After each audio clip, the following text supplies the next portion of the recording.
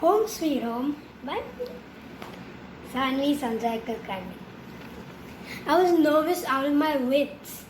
I and my daughter Myra would be the first people to move on a newly found planet that is highly techitized. We entered the space shuttle on 21st April 2050 and buckled up as we were trained to do so. The countdown began. 5, 4, 3, 2, 1, blast off! We zoomed with full force into the sky. It was like we were moving through an intergalactic wormhole. I was shaking and shivering as if I was on Antarctica. We went higher and higher and higher and higher and higher until we were out of the Earth's gravitational field. Our safety suits were heavy and it felt as if we were buried in them. There were many anxieties. This journey was scary, frightening, and yet it was a lot of fun to spend time with my daughter without thinking of anything else. I decided to keep my fears locked up. We landed on the planet XT28E on 25th June 2050. As we slowly stepped out of the space shuttle, we saw what an amazing world was out there.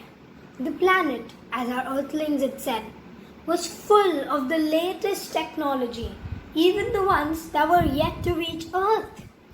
In this place, the people who looked just like us humans were something like a smartwatch. When they pressed a button on the screen, a hologram-like thing popped out of their watches. It looked like a phone, but it was much bigger and much better. Myra and I went to the store and bought one for each of us. These gadgets were so cool. The place was perfect, but still, something was amiss.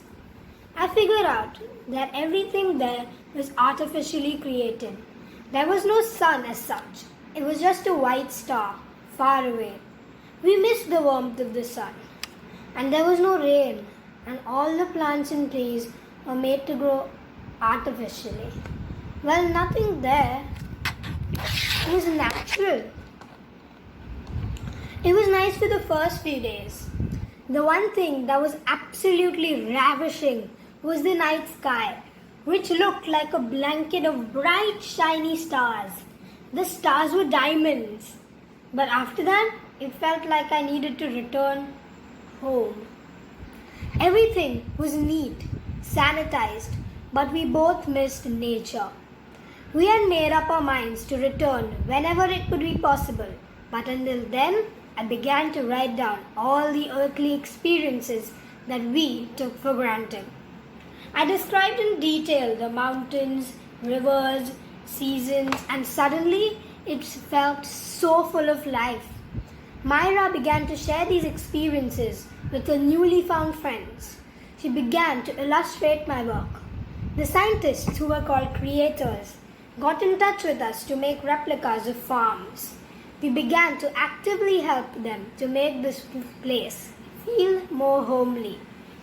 We had made so many friends. There were no animals yet, but there was only one form of life which was very unique. And it was called the Varanmon, a monster lizard which made funny sounds. They were experimenting on making newer creatures. More and more people were wanting to settle on this new planet. When we heard about the space shuttle going back to Earth to bring in more people, we got in touch with the people in charge and they called up the government and told them we would like to return. The government luckily understood and was willing to give me back my house and job as a teacher. I will be so happy to return to my regular routine, even though it means I'll become a busy bee. I simply loved this entire experience, and I must say that we are very lucky. But if there's anything that I learned from this entire journey, is that there is no place like home.